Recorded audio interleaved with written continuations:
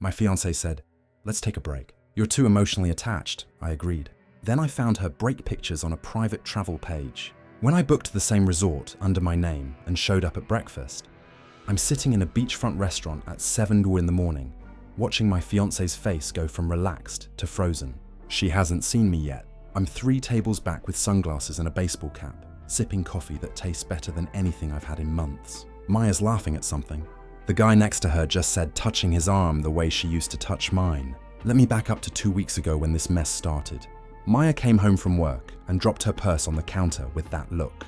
The one where she's already decided something and is just waiting for the right moment to tell me. We'd been engaged for 8 months together for 3 years total, and I thought things were solid. Not perfect, but solid. She sat down across from me at the kitchen table and said we needed to talk. I put my phone down because when someone says that, you pay attention.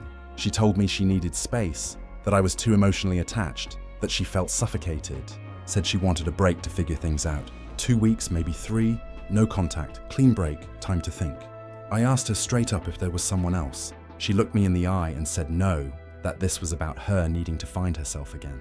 I didn't buy it completely, but I also wasn't going to beg. I told her fine.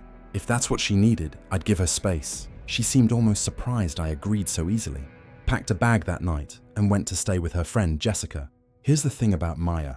She's terrible at covering her tracks. Always has been. She left her iPad on the coffee table, still logged into everything. The next day, I was looking for our shared calendar to check a dentist appointment, and there it was, a booking confirmation email from some luxury resort in Mexico. Departure date was 3 days away. Return date was 10 days later. The email had a group booking reference number. I clicked through and found a private travel page. 8 people total, all couples, Maya and someone named Derek, Jessica and her boyfriend. 2 other couples I didn't recognize. The page had photos already uploaded from what looked like a planning party a few weeks back. There was Maya, drink in hand, sitting very close to a guy with perfect hair and an expensive watch. Derek, I assumed. I sat there staring at the iPad for probably 20 minutes. The photos kept loading. More drinks, someone's apartment, Maya leaning into this guy while they looked at a phone together, her hand on his chest in one shot. The caption on that one said, "Can't wait for paradise with my favorite people." I wasn't angry yet. That came later. First, I was just cold, clear-headed. I screenshotted everything on my phone, the booking confirmations, the group page, every photo, all the comments. Then, I did something that probably sounds crazy, but made perfect sense to me. I called the resort. The woman who answered was friendly, professional. I explained I was looking to book a stay same dates as a group already there. She checked availability and said they had rooms available. Would I like an ocean view or garden view? I took ocean view, paid extra for the upgrade, booked it under my name. Then I bought a plane ticket for the next day. My brother called that night asking if I wanted to grab dinner. I told him what was happening. He asked if I was sure this was the move. I said, yeah, I was sure. He offered to come with me. I said no. This was something I needed to do alone. He made me promise to keep my phone on and check in daily. I agreed. The next morning, I went to the bank. We had a joint savings account with about $18,000 in it. Money we'd been saving for the wedding. I withdrew $9,000, my half, and deposited it into my personal account. Left the other half there. I wasn't trying to clean her out, just protecting what was mine. Then I stopped by the wedding venue on my way home and asked about their cancellation policy. They said we'd lose the deposit, but everything else could be refunded if we cancelled more than 30 days out. I told them I'd call back. Maya texted me on day 3 of the break, asked how I was doing. I kept it short, said I was fine, giving her the space she asked for. She sent back a heart emoji. I didn't respond to that.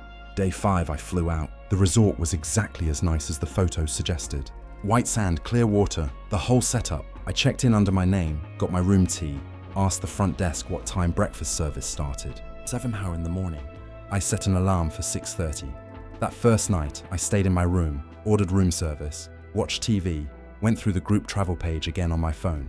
They'd been posting photos all day. Beach shots, pool shots, sunset drinks. Maya in a bikini. I'd never seen before, sitting on Derek's lap in one photo.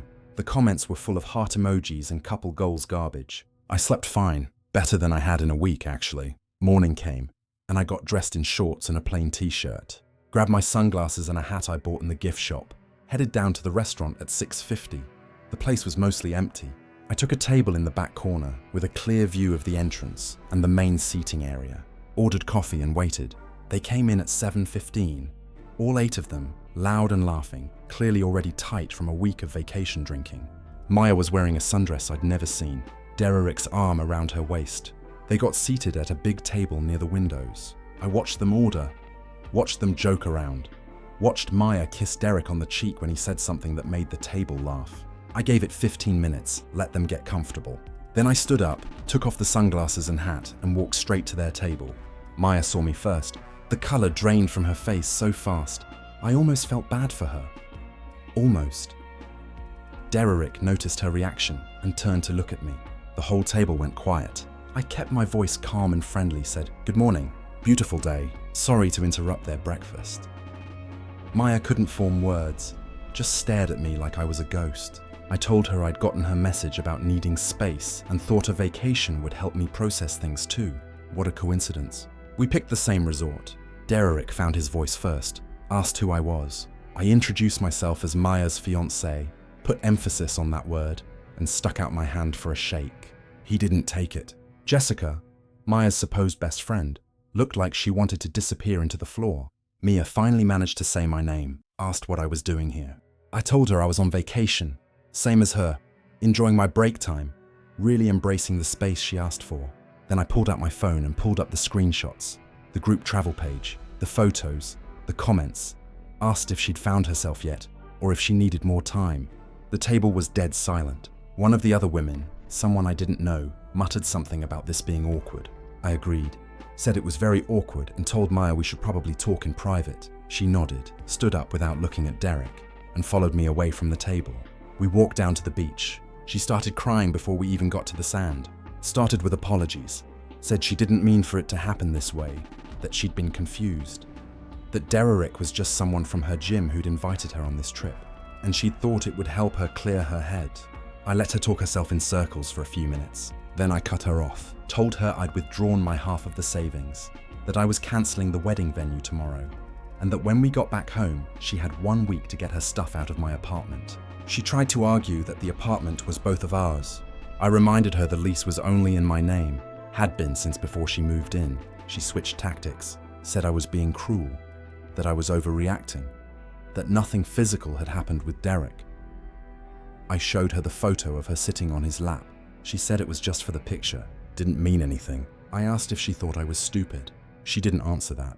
Then she got angry, said I'd violated her privacy by looking at her iPad. I told her she'd violated our relationship by planning a couple's vacation while engaged to me. She said I was controlling and that this was exactly why she needed space. I told her she had all the space she wanted now permanently. I walked away, left her standing on the beach, went back to my room, changed into swim trunks, and spent the day at the pool. Saw their group at lunch looking miserable and tense. Maya wasn't with them. Derek kept glaring at me from across the pool area. I ignored him. The next 2 days were interesting. I stayed at the resort, enjoyed my vacation, went snorkeling, got a massage, ate good food. Maya's group kept to themselves mostly. I'd see them around, but they'd avoid eye contact, except Derek, who seemed to think we were going to have some confrontation. I had zero interest in that. On my last full day, I was at the pool bar when Jessica approached me. She sat down 2 stools away and ordered a drink. Didn't look at me at first, then she said she was sorry. I asked what she was sorry for. She said for going along with it, for not telling me, for being a bad friend. I told her she was never my friend, so she didn't owe me anything. But she owed Maya better than helping her cheat. She said Maya had told her we were basically over, that I knew about Derek, that this trip was Mia's way of moving on. I laughed at that, asked if she really believed it. She admitted she hadn't wanted to look too close at it. She told me Mia had been seeing Derek for about 2 months. Started as workout sessions at the gym, turned into coffee after, then dinners. Maya had convinced herself it wasn't really cheating because things between us had gotten stale. I asked what things had gotten stale. Jessica couldn't name any specific examples, just said Maya felt like the spark was gone. I thanked her for the information and left. Didn't finish my drink. That night, someone knocked on my door around 10:30. I opened it to find Derek standing there. He was drunk, swaying slightly, trying to look tough. He said we needed to talk man to man. I said we didn't need to talk at all. He insisted. I told him he had 10 seconds to leave before I called security.